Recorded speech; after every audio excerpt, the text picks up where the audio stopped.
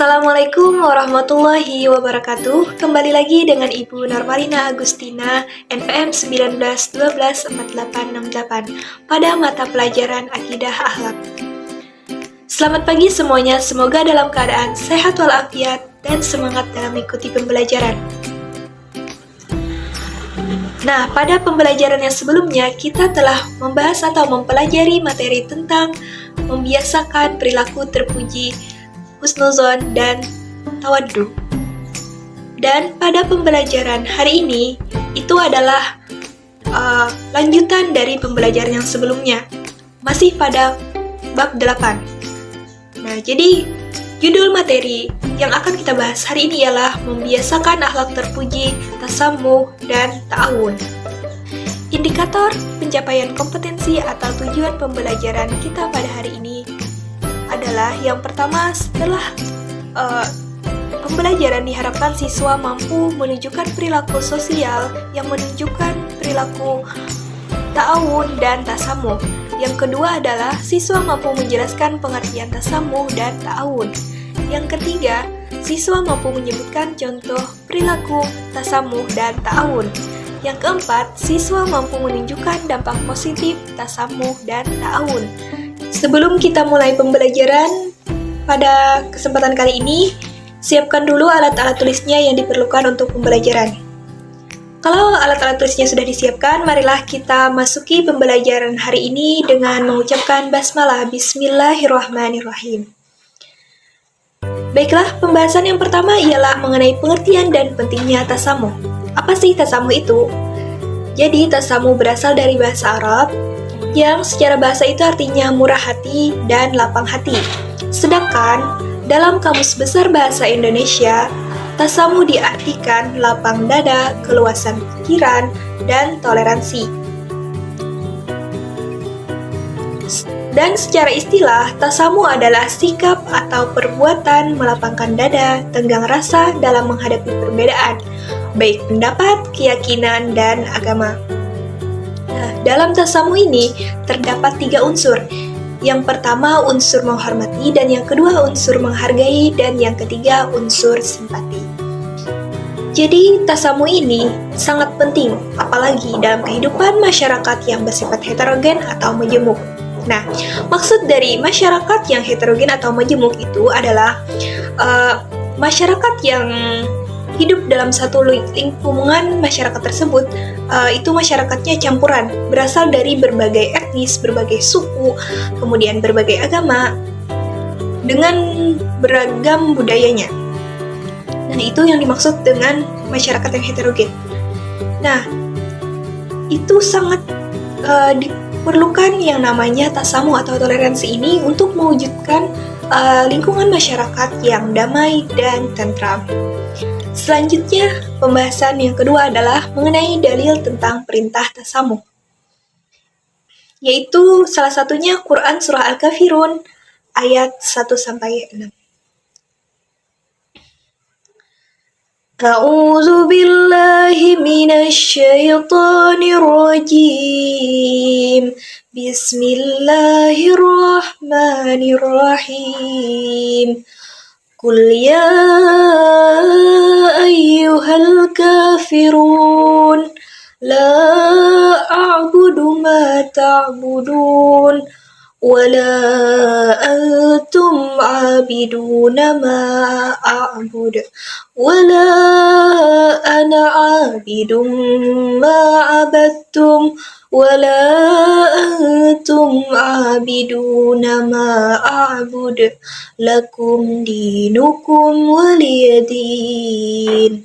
Artinya, katakanlah, hai orang-orang kafir, aku tidak akan menyembah apa yang kamu sembah, dan kamu bukan penyembah Tuhan yang aku sembah. Dan aku tidak pernah menjadi penyembah apa yang kamu sembah, dan kamu tidak pernah pula menjadi penyembah Tuhan yang aku sembah. Untukmu agamamu, dan untukkulah agamaku. Quran Surah Al-Kafirun ayat 1-6. Nah, bisa kita lihat dari ayat yang terakhir, lakum dinukum waliyadin. Untukmu agamamu, dan untukkulah agamaku. Nah, di situ menunjukkan bahwa sikap tentang toleransi, bahwa kita itu tidak memaksakan agama kita kepada orang lain, dan juga orang lain pun tidak memaksakan agamanya kepada kita. Nah, kita saling menghargai gitu, maksudnya kita tidak saling mengganggu. Nah, jadi untukmu agamamu dan untukku agamaku. Nah, jadi kita dengan orang-orang muslim tidak saling mengganggu, kemudian tidak saling memaksa, saling toleransi satu sama lain. Nah, selanjutnya adalah pembahasan yang ketiga, yaitu bentuk-bentuk tasamuh. Yang pertama, tidak ada paksaan dalam memilih agama. Nah, jadi dalam memilih agama kita itu tidak boleh tidak boleh memaksakan dengan orang lain. Misalnya kita agama Muslim, agama Islam, kita tidak boleh memaksakan agama kita kepada orang non-Muslim. Namun kalau hanya dalam konteks mengajak atau konteks dakwah, boleh saja, tapi tidak dengan paksaan. Nah, karena kan beda antara mengajak dan memaksa. Kalau kita mengajak, mendakwahkan Islam itu boleh, tapi dengan cara yang baik, cara-cara yang dibenarkan. Namun tidak boleh memaksa. Yang kedua adalah tidak memaksakan kepentingan dan keinginan. Manusia diciptakan oleh Allah dengan memiliki berbagai kepentingan dan keinginan. Sebaiknya kita tidak memaksakan kepentingan dan keinginan kita untuk selalu sama dengan orang lain. Karena kan belum tentu kepentingan dan keinginan antara kita dengan orang lain itu sama. Makanya kita tidak bisa memaksakan. Oleh karena itu, supaya tidak terjadi benturan antara keinginan dan kepentingan antar sesama manusia, perlu dibangun sifat tasamuh dalam diri setiap individu. Selanjutnya, menghormati dan menghargai perbedaan. Nah, kita itu kan dalam bermasyarakat ini terdapat perbedaan-perbedaan, baik itu misalnya perbedaan suku, perbedaan etnis, perbedaan ras, perbedaan bahasa, perbedaan budaya, perbedaan agama. Nah, jadi disitulah kita perlu tasamuh atau toleransi ini untuk mewujudkan lingkungan masyarakat yang tentram dan damai dan serta dapat berdampingan. Tanpa toleransi atau tanpa saling menghormati dan menghargai di antara perbedaan yang ada, maka akan terjadi kekacauan.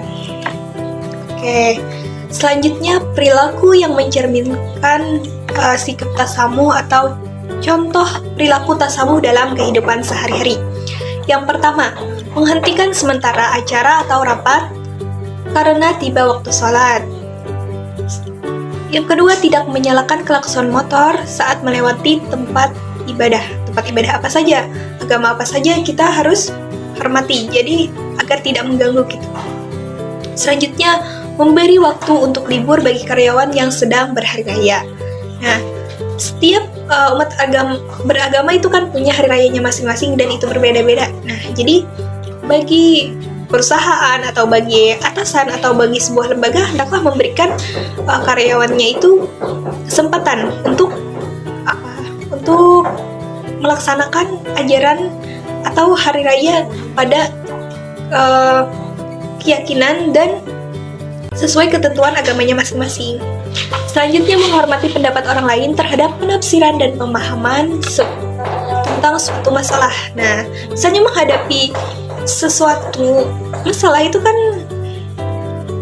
beda-beda sudut pandangnya, beda-beda pemahamannya dengan latar pemikiran yang berbeda juga.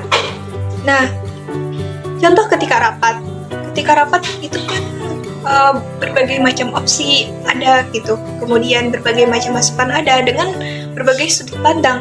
Nah, jadi kita harus bijak, yaitu dengan toleransi menghargai pendapat orang lain, kemudian dicari nanti jalan yang terbaik atau kesepakatan yang terbaik.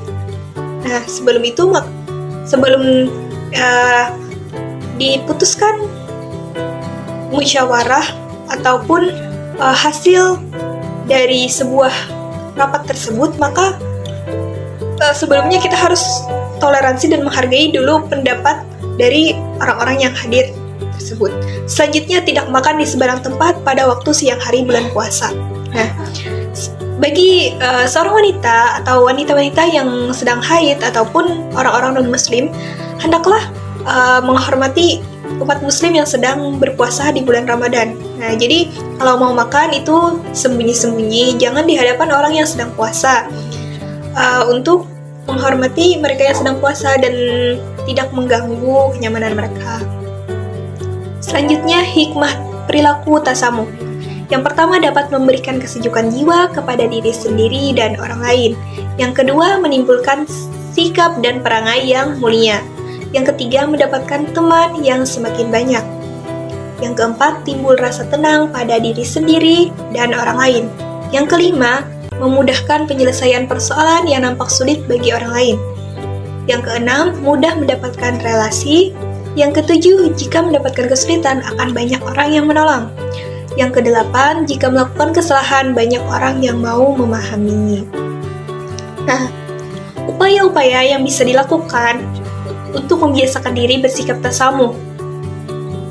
Di antaranya adalah memahami jalan pikiran orang lain atas perbuatan yang dilakukan. Dengan demikian, kita dapat lebih mengetahui hakikat dari perbuatan tersebut.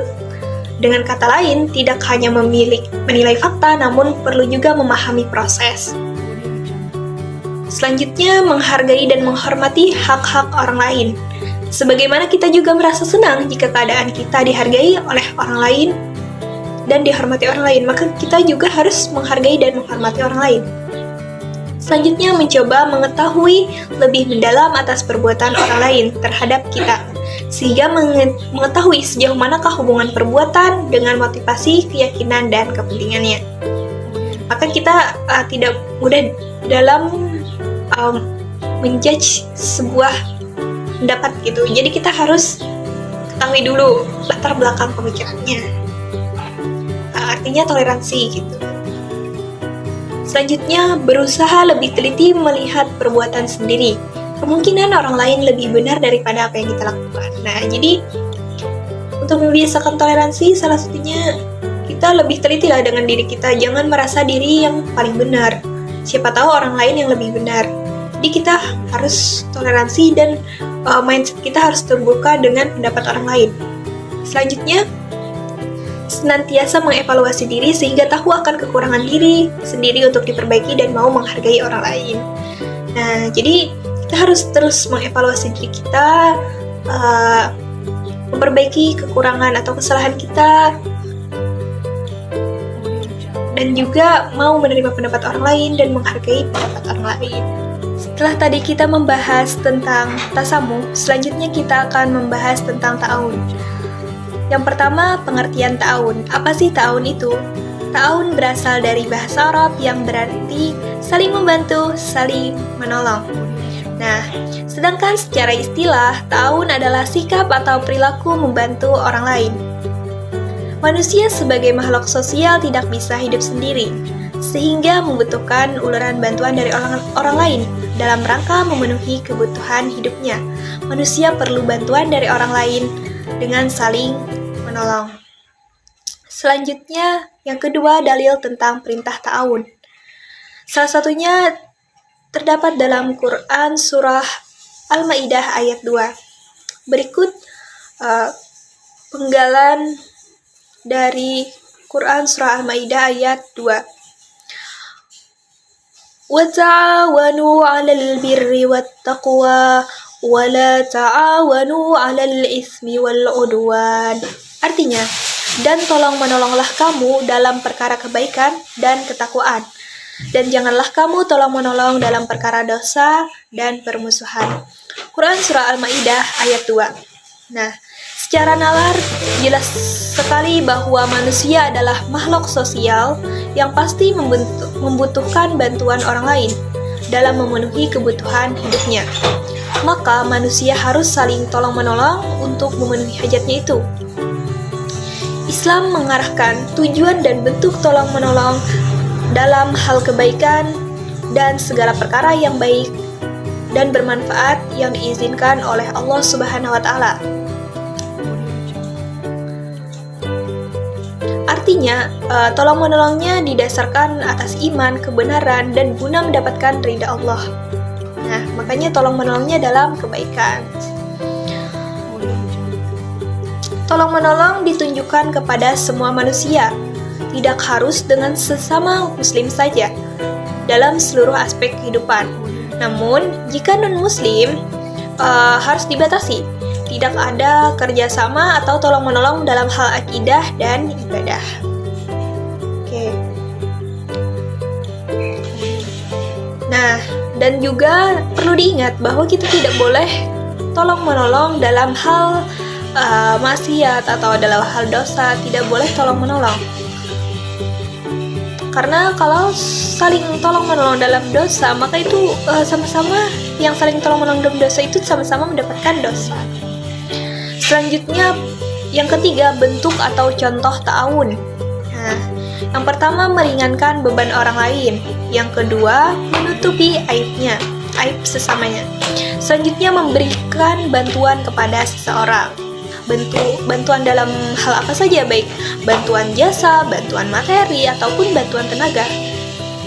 Selanjutnya, mengunjungi orang yang sedang sakit atau menerima suatu musibah. Selanjutnya, yang keempat, dampak positif membiasakan sikap ta'awun. Yang pertama, terpenuhinya kebutuhan hidup berkat kebersamaan. Yang kedua, membuat tugas yang berat menjadi ringan. Yang ketiga, terwujudnya persatuan dan kesatuan. Dan yang keempat, menimbulkan rasa simpati kepada sesama. Selanjutnya, yang kelima adalah bagaimana sih cara upaya membiasakan berucap ta'awun. Nah, berikut cara-caranya. Yang pertama, menyadari bahwa setiap manusia itu mempunyai kelebihan dan kekurangan. Nah, disinilah kita perlunya saling tolong-menolong satu sama yang lainnya dan saling melengkapi di antara sesama manusia. Selanjutnya, menyadari bahwa kondisi manusia lemah dan tidak bisa hidup sendiri. Nah, maka dari itu perlunya kita tahun ini antar sesama manusia, artinya tolong-menolong antara sesama manusia dalam konteks hal yang positif dan kebaikan. Selanjutnya, membiasakan atau mengedepankan kepentingan bersama tanpa harus mengorbankan kebutuhan diri sendiri. Selanjutnya, membiasakan melihat potensi diri baik dari segi keilmuan maupun materi sebagai bahan mewujudkan kebersamaan.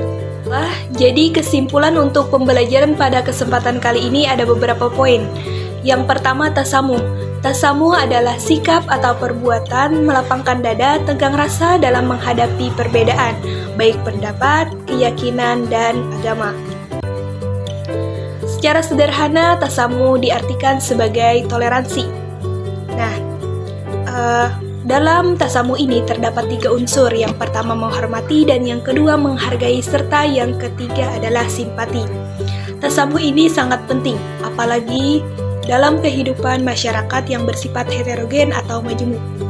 Dalam kehidupan bermasyarakat, itu pasti terdapat perbedaan-perbedaan, baik itu perbedaan pendapat, perbedaan suku, perbedaan bahasa, bahkan perbedaan agama.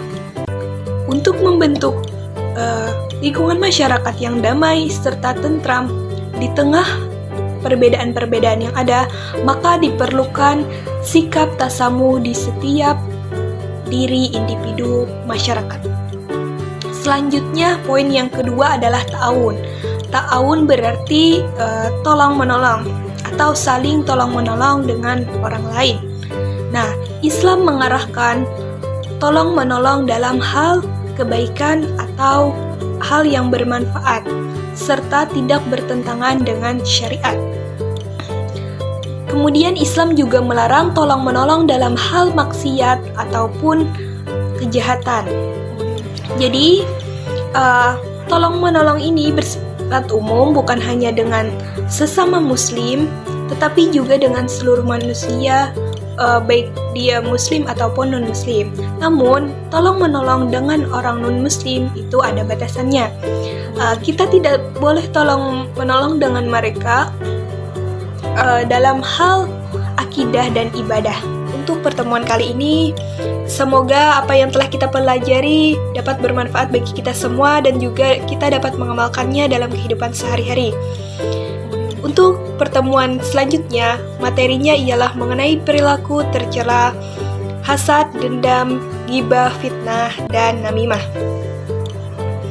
Semoga kita dapat berjumpa lagi pada pertemuan yang berikutnya. Sekian pembelajaran hari ini. Marilah kita tutup pembelajaran hari ini dengan mengucapkan hamdalah alhamdulillahirabbil alamin. Mohon maaf apabila terdapat kesalahan dalam menyampaikan materi. Wassalamualaikum warahmatullahi wabarakatuh.